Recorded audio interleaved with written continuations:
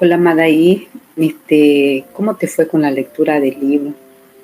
Hola Gladys, bien, te cuento que muy interesante este libro titulado Cuentos locos para psicólogos cuerdos. El título desde ya es interesante y me llamó mucho la atención, justamente por esto lo elegimos, ¿no? Sí, como que llama de cierta manera al lector para que pueda ser quien pueda, de cierta manera, responder a las interrogantes de lo que se piensa en sí, de lo que viene a ser ¿no? El personal de salud mental. Si es que estudia lo que viene a ser la psicología, precisamente para sanar esto lo que a él le aqueja de cierta manera, ¿no? Así que como que se cuestiona de cierta manera mediante estos cuentos que vamos a abordar, ¿no? Sí, sí, me parece interesante también cómo, como tú dices, va a abordar al psicólogo como un humano más, ¿no? Una persona con defectos y con problemas, con miedos, con temores, y lo vamos a ver a lo largo de los cuentos. Entonces, creo que nos va a ayudar a nosotros, bueno, nos ayuda a entender y también cada historia, ¿no? Que hay es muy impactante también, me llamaron mucho desde el chofer, ¿no? Que podemos ver en el primer cuento cómo este psicólogo, tal vez movido por la ignorancia, ¿no? Desprecia a otra profesión que no es directamente la de él, ¿no? Se cree, podemos decir, un poco más importante, más con más capacidades, no sé, ¿no? Pero esto viéndolo desde la ignorancia, ¿no? Desde el no saber, el no conocimiento. Entonces, ¿qué te pareció a ti?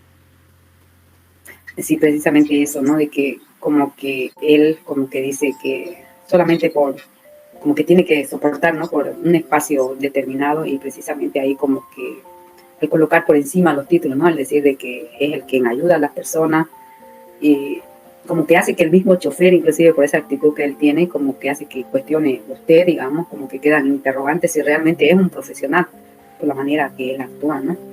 No sé si te recuerdas también en el caso de Alejandra, por ejemplo, esa bastante me impactó lo que viene a ser la narrativa del cuento, ¿no? De todo lo que le pasa a Alejandra cuando acude al psicólogo. No sé si te recuerdas esa parte. Sí, la verdad me dejó muy impactada. Esto que muchas veces, bueno, en su caso viene desde la infancia, ¿no? Este no querer acercarse a la figura masculina, así, y seleccionar a sus amistades de tal forma que tenía que ser homosexuales para que no corra el riesgo de que alguien se enamore de ella ni ella enamorarse, ¿no? Y me parece interesante porque este conflicto que había con su figura paterna, ¿no? Su papá, que golpeaba a su mamá, entonces, viéndolo por este lado, dice que sintió un alivio también cuando ya su padre falleció. Entonces, era muy cercana a su mamá y este acudir al psicólogo incluso lo hace por ella, ¿no? Entonces, ¿quién se hubiese imaginado este final trágico, semejante al que en el cuento relata, que siguiendo, se puede decir, el consejo del psicólogo, de cierta forma, más su sueño, que reforzó eso para que su conducta pueda darse, se acercó a un hombre y que este hombre, de cierta forma, le haga nuevamente pensar esto, ¿no? Los hombres tienen estos intereses y al final de cuentas son todos iguales, ¿no? Sí, precisamente como que la madre, con el trágico final, ¿no? De su hija ya en un psiquiátrico, como que le da prácticamente como una forma de consuelo, ¿no? Le da la razón de lo que Alejandra creía, ¿no? Prácticamente de los hombres que solamente buscaban eso, que era la parte, bueno, tener sexo, ¿no? Con la mujer, ante como una especie de consuelo, ¿no? Precisamente. Luego también que me llamó bastante la atención el caso de Sofía, ¿no? En el caso de Sofía, por ejemplo, ¿no? Cuánto puede mm, el, como se pudiera decir, ese pensamiento que puede tener la madre de su hija puede influir más allá, ¿no? El decirle eres perfecta y que venga con esta idea de que es perfecta, de que no logra encontrar amistades, porque no logra encontrar personas con esa perfección, ¿no? Mm, ahí vemos igualmente a un psicólogo, ¿no? Sacando el provecho de la situación, el síndrome de Sofía, ¿no? Para investigar a toda esta juventud que busca esta perfección, ¿no? Y me parece interesante cómo al final de cuentas termina siendo lo que la mamá le decía, ¿no? Tú vas a ser alguien importante, alguien que el mundo reconozca. Y el psicólogo llevando a su investigación hasta los diferentes países, ¿no? Se dio a conocer finalmente el nombre de Sofía, ¿no? Y su madre al final de cuentas, que era lo que le importaba al parecer a toda costa, que su nombre sea conocido, sea importante. No de la forma que hubiese querido tal vez, pero al final se cumplió también lo que dijo su mamá. Sino lo que hace que Sofía precisamente como que nuevamente como que se cuestione, ¿fue por mi esfuerzo o fue por otro? ¿No fue por mí o fue por otro? Y como que deja nuevamente a esa interrogante que ella tiene, ¿no? Si soy perfecta, ¿por qué no tengo amigos? ¿Por qué estoy sola, ¿no? Y deja de acudir en parte, ¿no? Al psicólogo precisamente, quien queda con esa intriga de querer estudiarla más a Sofía y llega, ¿no? ¿Cierto? Después de 2 años de investigación, llega a publicar, como usted dice, ¿no? Esta investigación precisamente. Y ahí me llama la atención también, más o menos pudiera decirse, de esta oportunidad que el psicólogo ve en Sofía, en el caso de, no sé si se recuerda, en el caso de la trampa, ¿no? En el caso de la trampa de este señor adinerado, ¿no? Suárez, que acude al psicólogo Dila. No sé si es que usted lo vio así como yo lo veo, como una especie de oportunismo, ¿no? De parte del psicólogo en sí. Sí, me parece interesante y creo que este mismo hecho se repite en varias historias, al igual también como se puede abordar esta parte humana del psicólogo muchas veces tratando de sacar provecho, tratando incluso en algunos cuentos se ve descubierto algo más interno que los mismos psicólogos tienen, ¿no? Sus propios miedos y fobias, y me hace acuerdo al cuento este de la psicóloga sistémica familiar, ¿no? Que aborda a una señora que va y le cuenta que tenía problemas con su esposo porque le presta más atención a su mamá y no a ella y a su hija. Entonces ve que ahí al contarle tal situación toca en lo profundo de su corazón, ¿no? Hay ese quiebre, ¿no? En la psicóloga que hace que desemboque de tal manera que no se lo esperaba la paciente, obviamente. Y sin más, ella sale de ese lugar y dice que pronuncia, ¿no? Dice, esta está como más loca que yo, ¿no? Entonces, creo que ahí también se ve esa parte de humana, ¿no? Esa parte tal vez falible, esa parte vulnerable, ¿no? Del vulnerable. profesional, digamos, ¿no? De que algo que quizás esta muerte de su hijo no ha sido algo realmente todavía tratado, ¿no? Y como que queda al inicio nomás como de la sesión ya como que viene a esas conductas de ira, y prácticamente el que acude precisamente es el que sale con mucha, se pudiera decir de cierta manera, con mucha más razón o mejor todavía que el profesional, ¿no?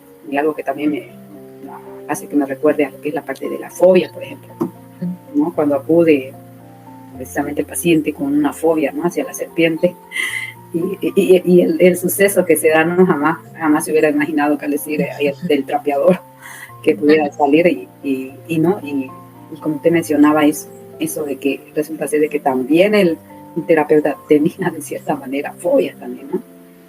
Como que algo que nos llama a reflexionar también, ¿eh? Así es. Y no sé si también recuerdas, Gladys, esta parte que mucho tiene que ver o influye la infancia, ¿no? Por ejemplo, me llama la atención en esta historia del paciente que tenía el trastorno obsesivo compulsivo, ¿no? Toda una rutina armada en la mañana, cuántos pasos tenía que seguir para ponerse la camisa, el pantalón, eran 2 pasos y él contaba. Y me parece interesante cómo de repente, ¿no? Por medio de un sueño, que es donde el inconsciente también ahí puede expresarse, va y le comenta al psicólogo, ¿no? Habían tenido ya 5 años de terapia sin ver resultado alguno, ¿no? Eso también es interesante. Y fue a partir de este sueño que abre como la puerta de que pueda él ir en su interior, ¿no? Al pasado. Entonces, por medio de este sueño se da cuenta el psicólogo también que había algo más ahí atrás, ¿no? Donde estas palabras también fuertes que le decía a su papá, ¿no? Tú no eres nadie. Tanto así que hizo que dudara de su propia existencia, ¿no? Entonces contaba mirándose al espejo, tengo 2 ojos, tengo 2 cejas, tengo una nariz, una boca. Impresionante. Y viendo a sí misma que termina la sesión y el psicólogo vuelve a su hogar, entonces, y sigue una serie de pasos también, ¿no? Baja del auto, da 2 palmadas, camina a la derecha, camina a la izquierda, va recto, llega a su terraza. Entonces, también está esta conducta, ¿no? Repetitiva. ¿Qué te parece? Sí, bastante. Jamás se lo hubiera esperado precisamente Miller, ¿no? El psicoanalista jamás se lo hubiera esperado, por ejemplo, que pasara eso. no, no. Bueno, en sí es como de cierta forma inconsciente, porque él se supone que era el sanador, ¿cierto? Y el insano era Poncho. Pero resulta ser que el sanador también presentaba estas conductas obsesivas compulsivas, ¿no? Y ahí que también, bueno, en otra historia ya muy aparte, en la importancia quizás de lo que viene a ser la formación, no sé, como profesional, la utilización de la parte del lenguaje, quizás que no sea de una manera muy teórica, ¿no? En lo que sucede, por ejemplo, no sé si se recuerda de Ángulo, ¿no? Cuando va a uno que había estudiado tantos años para especializarse en lo que era la parte teórica, y al momento ya de la práctica, bueno, ser el mejor, ¿no? Bajo su concepción de él ser el mejor. Pero como termina la historia también de una manera no esperada en sí, ¿no? Para el mismo psicólogo, que quizás pienso de que se puede haber cuestionado el cómo yo, un profesional con tanta preparación, puede haber pasado por esto, ¿no? El hecho de que se cuestione su reputación, ¿no? Y que termine como termina. No sé si te recuerdas de esa parte. Sí, impresionante. Este paciente se sintió, siento, incomprendido, ¿no? Al ver que el psicólogo usaba muchas palabras técnicas para comunicarse y él decía, ¿y qué es esto? ¿Y qué es esta palabra? ¿Qué significa?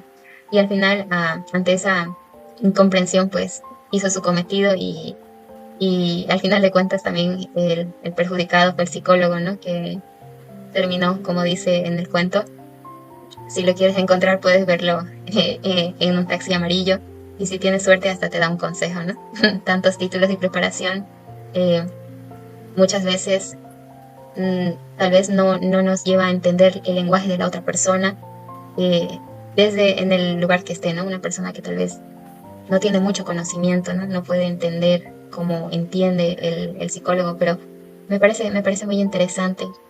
Y también está, ya que mencionaste el psicoanálisis, ¿no? De esta pareja de psicoanalistas que conectaban muy bien, pero en el psicoanálisis, ¿no? Pero al momento de descifrar o de vivir esta palabra amor, cómo había este conflicto, se puede decir, ¿no? ¿Qué te parece esa historia?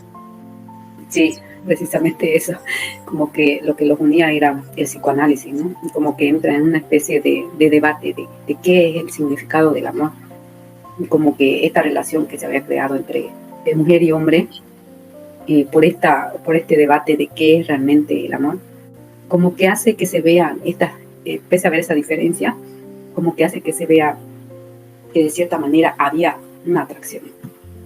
Lo que hablabas precisamente, Madaí, como que me hace, bueno, me viene a la mente ¿no? Este trato que puede tener el profesional hacia personas que quizá puede considerar de que también hace o puede hacer lo que el profesional hace.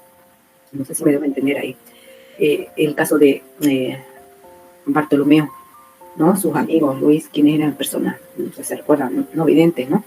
Y cómo Elvira, como que de forma despectiva en sí se pudiera decir, como que hace precisamente eso, ¿no? Como que de cierta manera irónica, hace de que se refleje precisamente de que ellos son no videntes, al decirle de que ellos sí pueden saber el color, ¿no? Porque se supone que tienen desarrollado lo que es la parte sensorial. Y como que de cierta forma ellos, o sea, con este grupo de amigos, como para exponerla a la profesional, a la clase de profesional que es lo que hacen precisamente. Y no, y como que la historia como que nos dejan una interrogante. ¿Por qué? Porque tenían planeado el vendarle los ojos para que ella realmente viva lo que ellos viven, ¿no? Vean lo que ellos ven, según se miraba, porque ella los retaba a que realmente ellos, que el azul era frío, o sea, el hecho de sentir frío era color azul, ¿no? Que el color rojo era caliente, por ejemplo, ¿no? De decirles así, de que percibieran en sí de esa forma. Y como que en sí, como que hace ver este cuento de que la forma de que puede el terapeuta abordar a su paciente, ¿no? Que no puede ser exclusivamente la forma adecuada. Que el autor, Pedro, hace un decálogo de este psicólogo cuerdo, ¿no? Porque habla que estos cuentos precisamente son para aquellos psicólogos cuerdos, porque son como cuentos absurdos, ¿cierto? No sé si tú lo entendiste o no. Desde mi punto de vista pareciera que fuera como mandamientos en sí, hacia este profesional en el área de salud mental, ¿no? Así es, justamente es con lo que termina y creo que nos llama también a la reflexión, ¿no? De qué qué puntos importantes podemos decir como son unos 10 mandamientos de para nosotros, ¿no? Los que estamos en formación de psicología. Pero ¿qué te parece si podamos pronunciar este decálogo? Claro, me parece bien para poder entenderla mejor. Dice, no dudarás de la existencia del amor ni de Dios. No analizarás a tu prójimo. No consentirás pensamientos depresivos ni psicóticos. No robarás a tus pacientes, alargando sus tratamientos más de lo necesario. No te identificarás con ninguna de las psicopatologías que encuentres en tus libros.